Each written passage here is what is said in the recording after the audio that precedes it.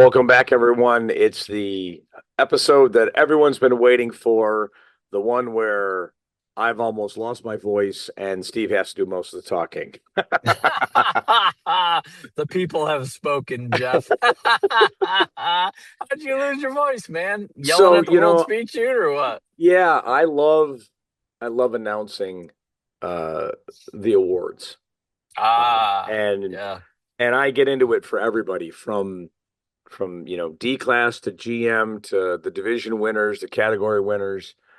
I think everyone who gets an award, regardless of the level, deserves as much fanfare as I can provide because you did something at the World Championships and you need to be recognized.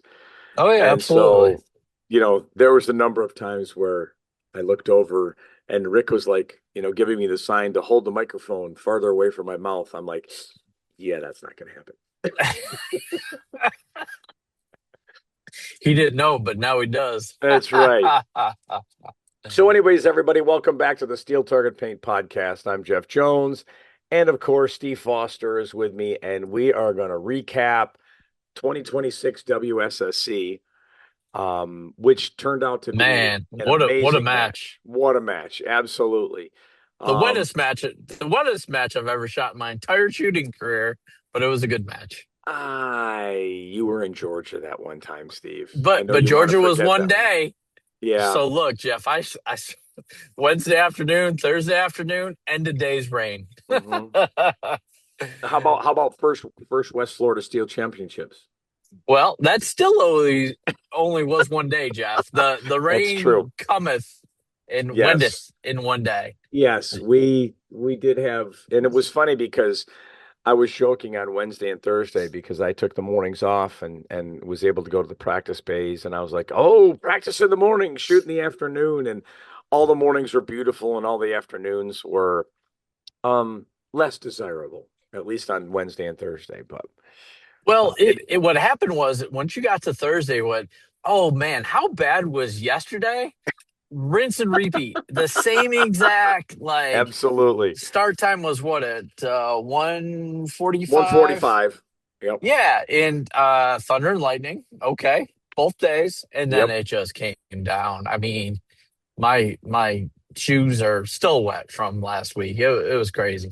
So, for those that have never been to the CMB in Talladega, Alabama, and thank you to that range to hosting the match in Outer Limits, their boxes and all the boxes they're down tight to the ground. I don't know if they're Yes, bolted, if they're 10-inch nails, but they are not going anywhere. yes, And as such, and they've been there for a number of years, as such, pretty sealed. And when that rain came on Wednesday, the boxes were actually acting like pools, yeah. A little kitty pond. little kiddie ponds. Yes. So, um, I started every session on Outer Limits, and so I took a stick after the first shooter and tried to dig it out a little bit. Jeremy Beaver was our first shooter. Sorry, Jeremy, but he actually did shoot with the water in pools under that. We did get it to drain a little bit on Thursday. Russell was out there with a hammer, chipping away at a trough to try to keep that water drained out of those shooting areas because it was bad. It came down hard. Uh, It did. but by Friday, Saturday, and Sunday, it was beautiful. In fact, I didn't wish for rain, but I would have wished for maybe a little breeze or something on Sunday. It was hot. It was hot on Sunday. You had gone home already, Steve. It got hot on Sunday. Yeah, it was my 23rd wedding anniversary. We were at the range for 4 days. And hmm apparently, 5 days on your anniversary wasn't in the cards, Jeff. I'm not sure why.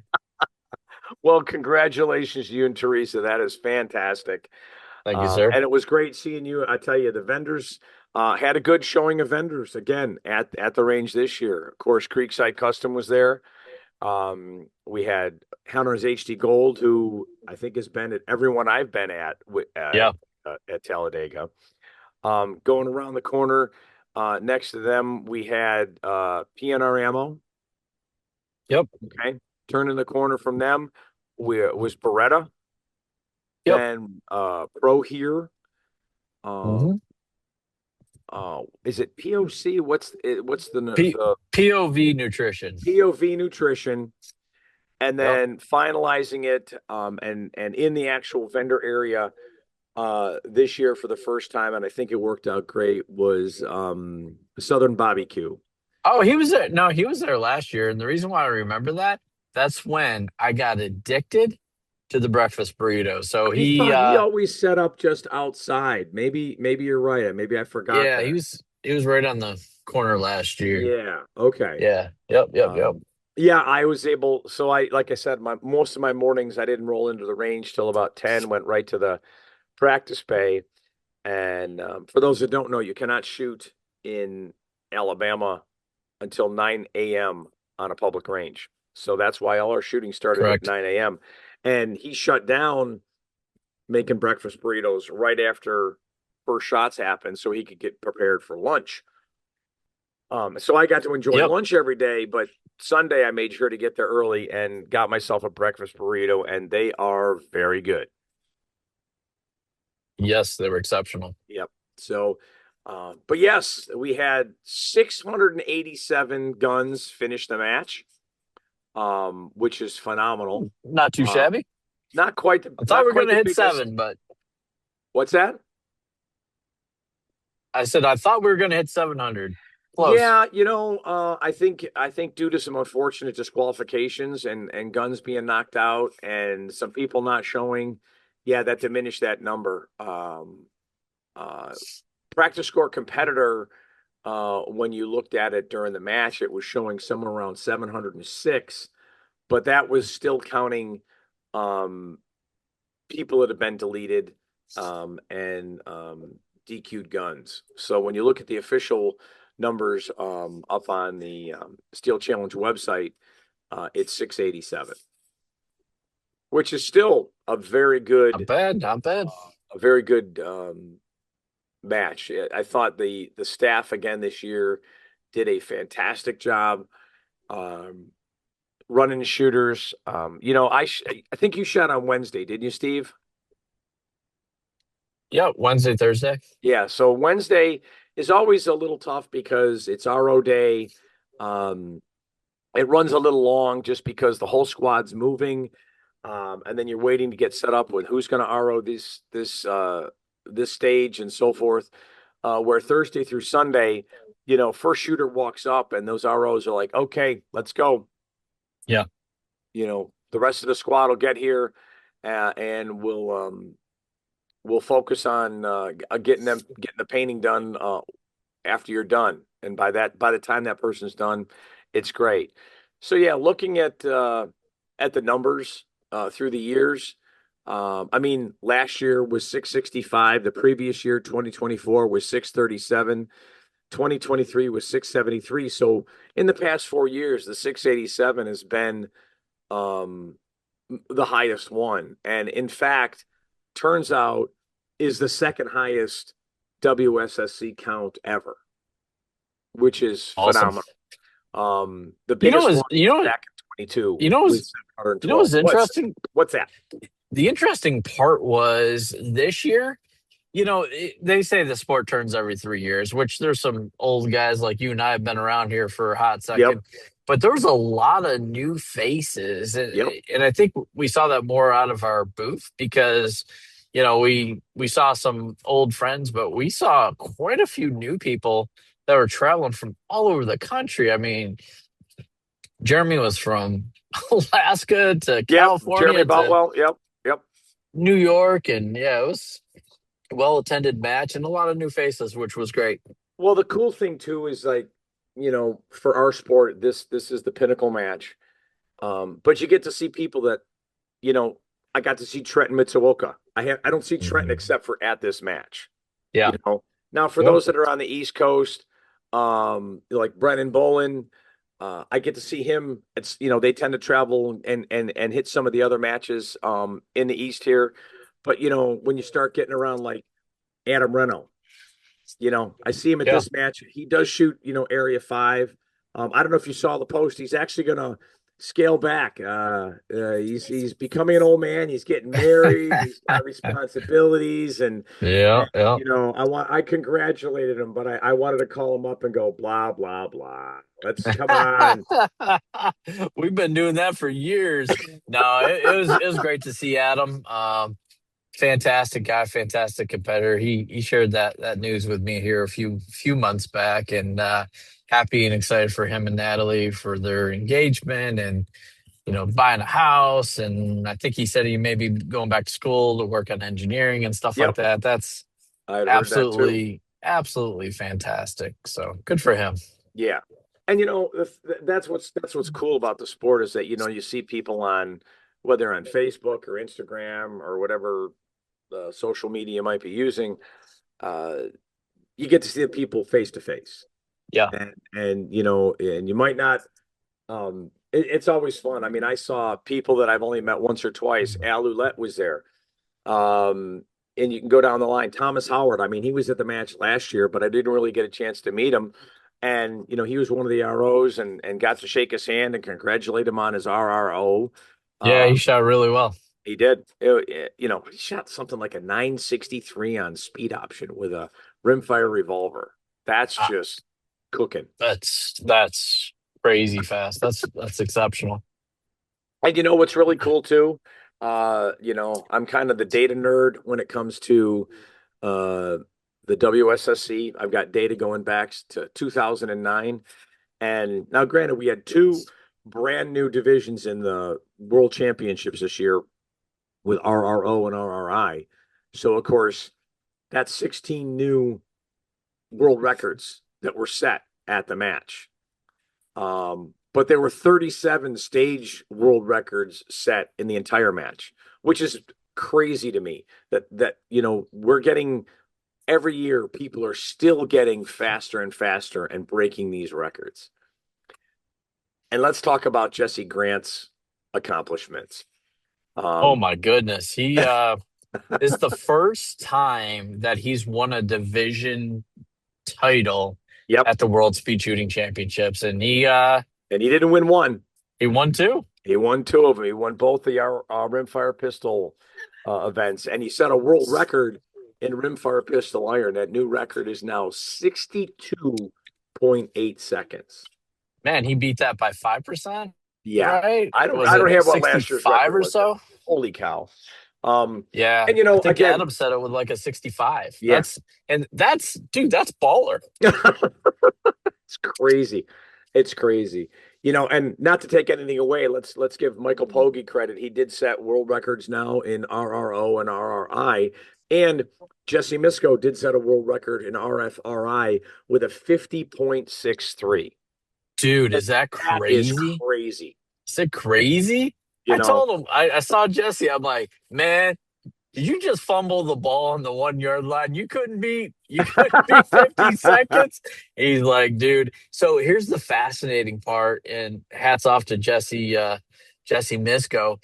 He took what, four division titles, and he won all the rifles. Yes, yep, which is low ready fantastic. rifles. Yeah. Yeah, that's fantastic. He told me that he only took one makeup shot for score in rimfire rifle iron. He said even if he would have had that, still wouldn't have broke 50. I was like, Yeah, that's dude, that's crazy to shoot yep. at that kind of pace and speed. And That's not have that's any makeups nuts. and not That's have the nuts. makeups, It's and crazy.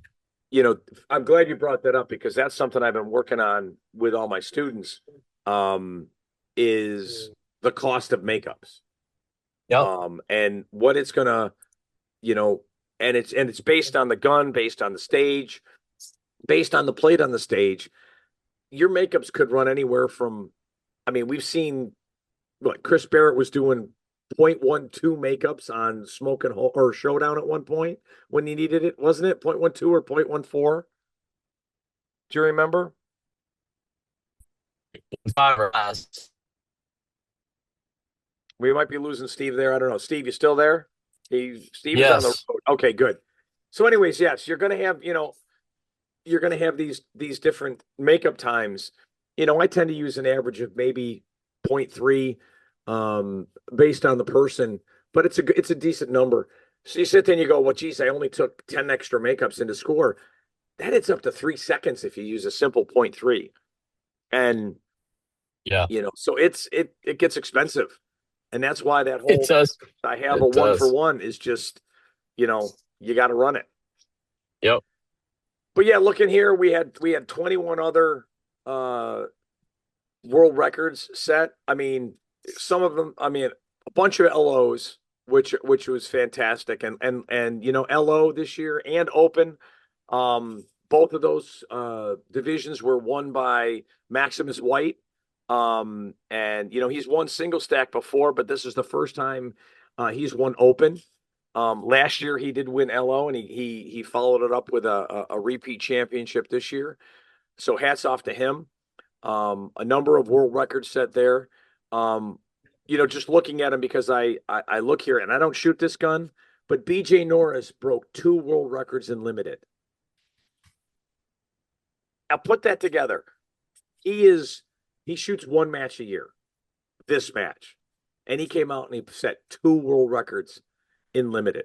He shot with a Dude, I limited dude, nine, I get this, 976 on 5 to go from a holster, dude, iron that's sights. crazy. I saw him when we were doing the Rumble live with Brian. We Yep. watched him and the rest of that Super Squad on Friday. I can't remember if it was Friday or Saturday, but watched him shoot. I think it was limited on outer limits, and it was 11 something, maybe 1140, 1150. Yep. Dude, that was, and it wasn't clean either, which was crazy. Yeah. But man, that second shot, oh, It so was fast, so fast. 2019, I believe, was the last year I worked the match. It was either 18 or 19. Anyways, and the last time I worked the match, I was working outer limits. And he came up to the line and I was running him. And this is how I know this, because I had the timer in my hand. He was doing 1.05 draws on outer limits, drawn to a 20-yard, 12-inch plate. That's crazy. 1.05 seconds. Absolutely amazing. So yeah, going down the list here, I mean, Lance Bratcher set a new one on accelerator in PCCI with 597. Jesse Misko, even yeah, he did one PCCO. He set two new world records. Took Showdown down to 476 with a PCC. Took Speed Option down to a 704 with PCCO. Okay, newcomer to the ranks of world records, Tanner Gibson, new member of a Steel Target team, um, roundabout 495 with a PCC. Dude, that's easy. Give us that again, Steve. You kind of broke up a little. All right, we might have lost Steve, but you know what? I'm going to I, keep going through this. Oh, please chime I'm in when you get back to us, Steve. yeah, I'm back. I'm driving through the hills of Kentucky here, heading to the homecoming. I think it's the fifth, sixth year in the row that we've gone Right. at Metal Madness. So No, that's great. So yeah, so Tanner had that 495 with PCCO on roundabout. Um, Jesse Grant, wins RFPI, set two world records there on outer limits. Steve, 987 yeah, outer limits with rimfire pistol iron. It's some of these that's numbers are crazy. just That's unfathomable. nuts. Okay. And you just go down the list. There's Brennan Bolin. He has one, two, he has two in rimfire rifle, or excuse me, rimfire revolver iron.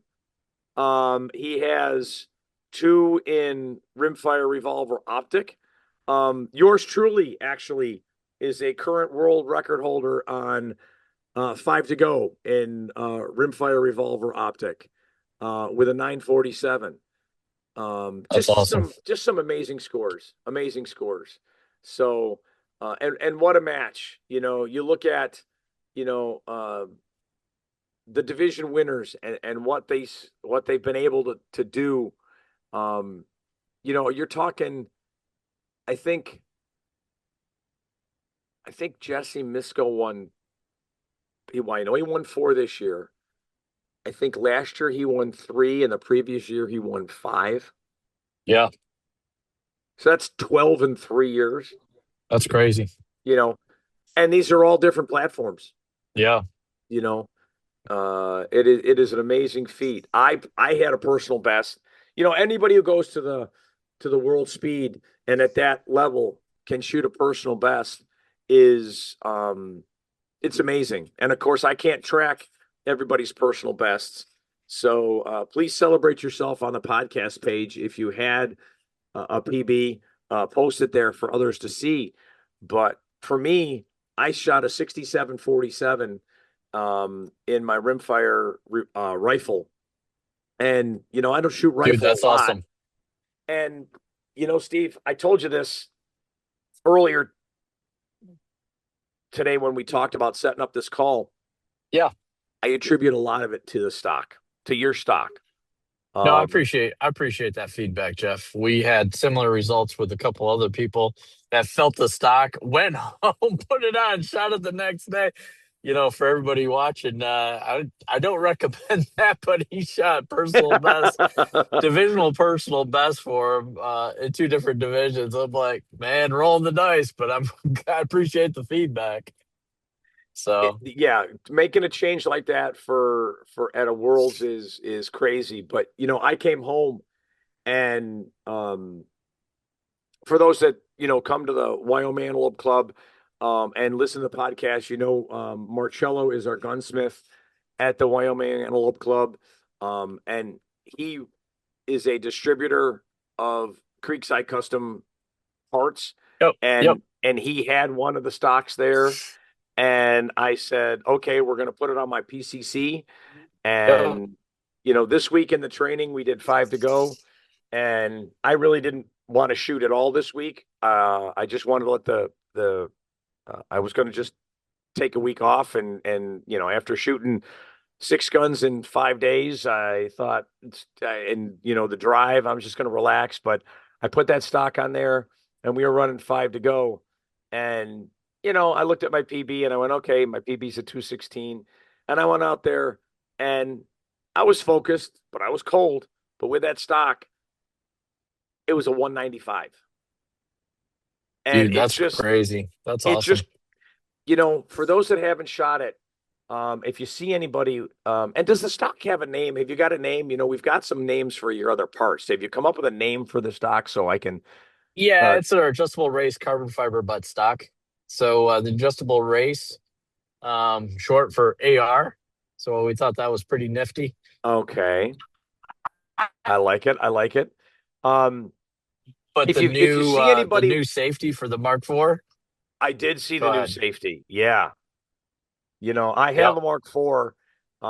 It is it's my iron pistol. But I may have to get that just because I do shoot that gun occasionally. And here's another thing. All you Scorpion owners, I own a Scorpion and would buy a, a rear safety on the podcast page so I can get Steve to develop us one. He always said he would do it, but the numbers have got to be there. So we got to prove that we Scorpion owners are still out there. Yeah, I had a conversation about the left-handed Dominator thumb rest. That's definitely not a money maker for us. That's definitely more of a public service, and maybe we'll end up doing the public service for the Scorpions. But Oh well, I, yeah, I will. I will. I've got 5 of them, Steve. So you would count me in for at least 5 of them. Okay. sounds good. Sounds good. The crazy part, though, talking about personal best, and I've shot rimfire pistol open a lot, and I put the new Pinnacle safety, which my wife named, so shout out to her. Yeah. Um, I shot a personal best on Outer Limits and rimfire pistol open, and why? That's the only thing that changed. That was pretty cool, man. You know what I Yeah. mean? To your point, you shoot so much, and then to shoot a personal best at a match like that, that's really cool.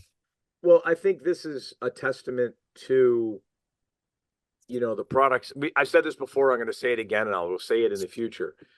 Being a shooter, understanding the kinds of things that shooters like and need.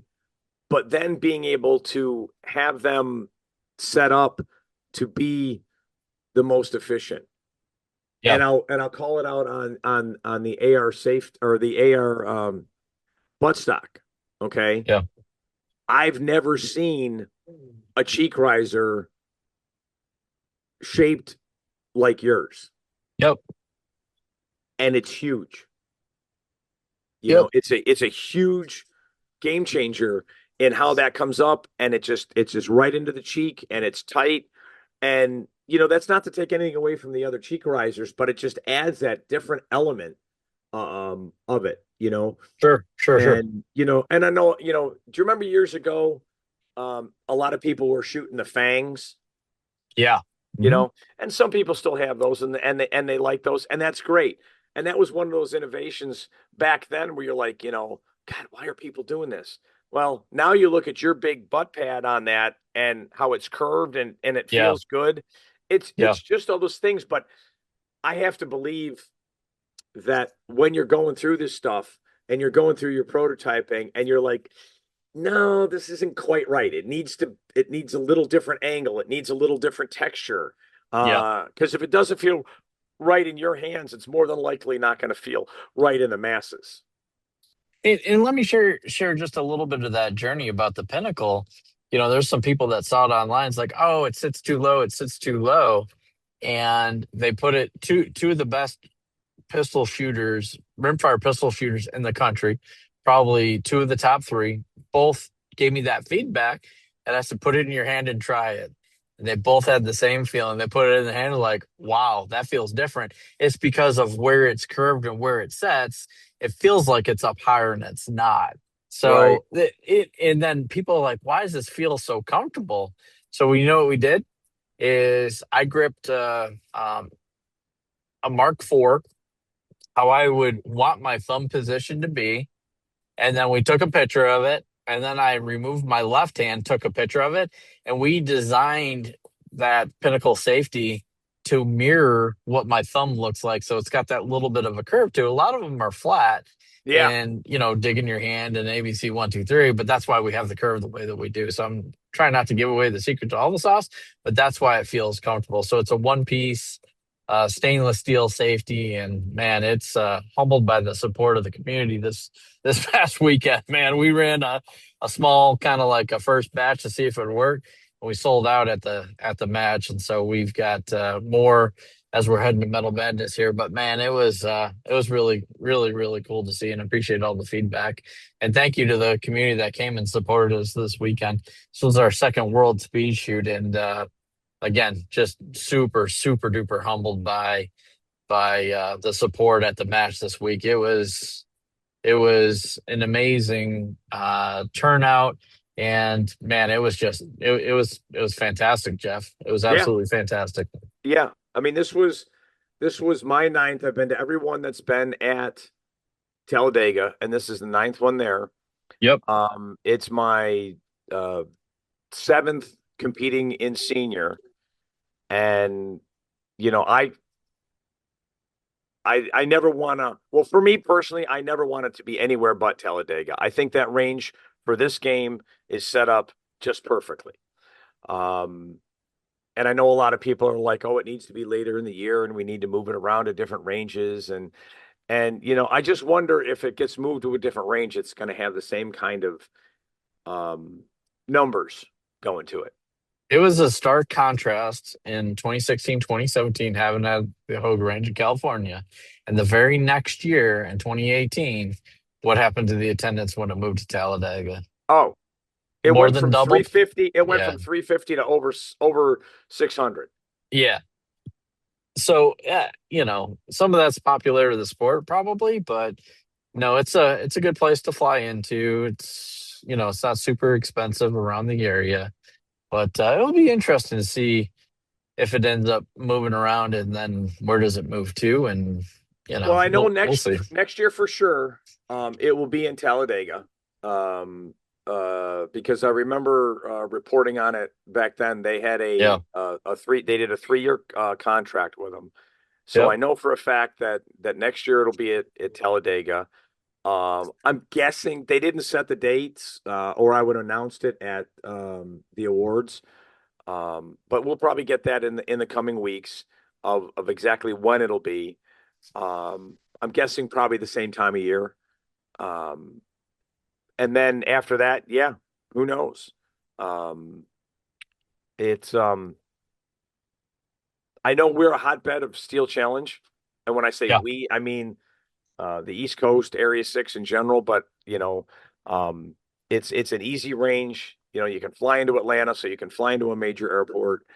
Um, I just hope it's always there. But again, that's based on the organization. It's also based on the range. They might choose not to want to run it anymore. for Um, sure. so it's the coming years. We'll see how that goes, but I hope it stays there. Yeah, So yeah, so I just wanted to also say that I thought the RO staff did a fantastic job. But in that light, um, for those that don't know, um, this is the sad part of the podcast. This week has been a really bad week for the Steel Challenge community, for and we've sure. lost some amazing shooters and people. Okay, um, the first one was Forrest Boudreau. Forrest was a stalwart Yep. RO at the world speed for a number of years. And we lost him Yes. this week. And then, Fantastic, fantastic guy. yes, absolutely. Just fun loving, um, you know, notwithstanding his shooting and his ROing, like you say, just a great guy. Just a Yeah. great guy. Would talk to anybody, fun loving, always ready to shake your hand and talk. He was just great. The second one was Vince Taparowski. Whew, that was a tough one. Yeah, I we knew lost. Vince pretty well when I was the team captain of the Steel Target Paint podcast. Yep. The podcast. Yeah. See, it happens. You can't help it. Yeah, the Steel Target Paint shooting team. I met Vince, man, it's been 10, 11 years ago. And, he was a big tactical solution shooter and Yep. so on and so forth. And then, I said, look, Vince, we would love to have you. And actually, we want Karen to be on the team, but she didn't shoot. So we had to settle for Vince. And, Vince was a part of the team for what, 6, 7 years. And man, that guy's a legend. If you ever want to know how life should be lived, he was the guy, man. He always had Absolutely. so much fun. And him and Karen had it was more of a, hey, where are we gonna go to eat tonight? And she'd find these like obscure places. I think I may have shared this story before, but I think it was at the 2017 East Coast Steel Challenge Championship. Nealon and Joel Fishkin, myself and Vince, and I'm not sure who else was there, but Karen always found us these cool places, and Right. man, spent hours and hours just hearing about, Vince, where he grew up and talking about, New York City and New Jersey. And yeah, it was crazy. But we found this amazing, probably the best Italian place I've ever eaten in my entire life. It was in this like hole in the wall place and somewhere downtown in a small town in Pennsylvania. And Pennsylvania. you can see grandma cooking cooking the noodles out back, man. It was fantastic. But yeah, he did he lived life, and I will say he did have the loudest open gun in Yep. history too. But Yeah, it would shoot. I've anyway, got pictures from one of the West Florida matches he was at, and yeah, there are yep. flames coming out of the end of his Oh gun. yeah. I mean, you know Well, you he's know what telling you. He's telling you, hey, this thing's gonna be loud. I'm like, yeah, okay. He touched that thing off once. I'm like, what's that? 3,000 power factor? Is that a cannon? Yeah. Anyway. Well, I remember him shooting at Worlds, and shooting some of the other majors, specifically the matches where we were going to shoot um, roundabout or not roundabout, outer limits. Yeah. And you know, Vince had some bad knees, Hmm. and he refused to shoot from the center box. Absolutely refused Didn't to. care. Yep. Didn't care if it would have been more efficient. He was that's part of the he told me, he goes, part of the game. It's moving from box to box. Yeah. And then he got his knees done, and I remember he was, of course, he was moving with less pain, but he was still taking that, after the surgery, he could move better too, and Yep. and he was still shooting the stage as it should be shot with the movement. So yeah, there's a lot of those memories with them. They would always come to, they made, I don't know, probably the first 5, 6, 7 West Floridas. They're right here in Florida. Vince lived in the Keys with Karen, and they'd come up to the match, and it was just fun having them around. So both Vince and Forrest will be missed. Um, For sure, Jeff. well, on that note, Steve, I know you're heading up to Metal Madness, the homecoming. Say hi to everybody up there. From me, I could not make it again this year. Things just, well, I was gone for 2 weeks for World Speed and going to visit family the week before, so I needed to come back home.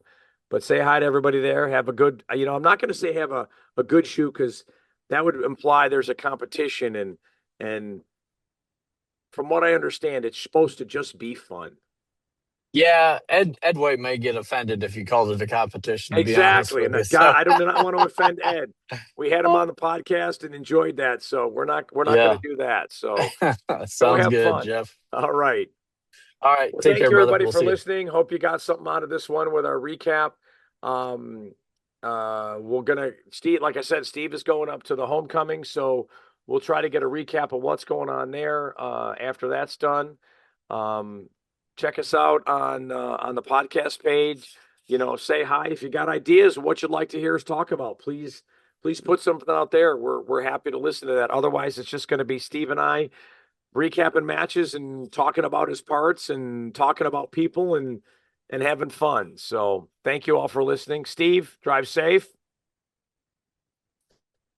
Sounds He's breaking up. On that note, I'll end the podcast like we always end the podcast. If you want to get 10% off your order at rangestore.net, use ST Podcast 10 for 10% off. Thank you. Bye bye.